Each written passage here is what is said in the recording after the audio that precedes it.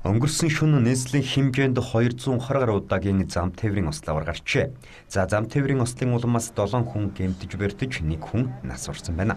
За мөн 19 жолооч согтуугаар тээврийн хэрэгсэл жолоодож явсныг илрүүлэн саатуулсан байна. За түнчлэн онц солигдох үед иргэдийг зам тээврийн ослооноос сэргийлж дээрх зам тээврийн ослуудыг илрүүлэх ажилд замын цагийн албаны 380 гаруй албаагч үүрэг гүйцэтгэж ажиллажээ. Өчигдөр нь мэдээж манай иргэдийн хувьд баяр наадмын үе. За шинэ жилийн арга хэмжээг зохион байгуулдаг.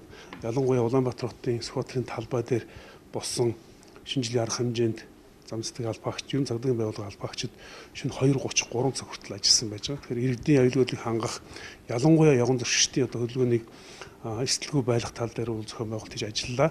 За мөн шөнө 3 цагаас ахуулаад замын цагдаагийн албаагчид зүүн тишээ манай иргэдийн хувьд ус сүүлийн жилүүдэд өглөө эрт нар харах гэсэн энэ үйл ажиллагаа явагддаг. Галтрыг бол автомашинаар явагддаг. За энэ арга хэмжээнд бас манай албаагчид очиж хамгаалц зохицуултын ажил хийж одоо үүргийг үүсгэхэд ирж байна.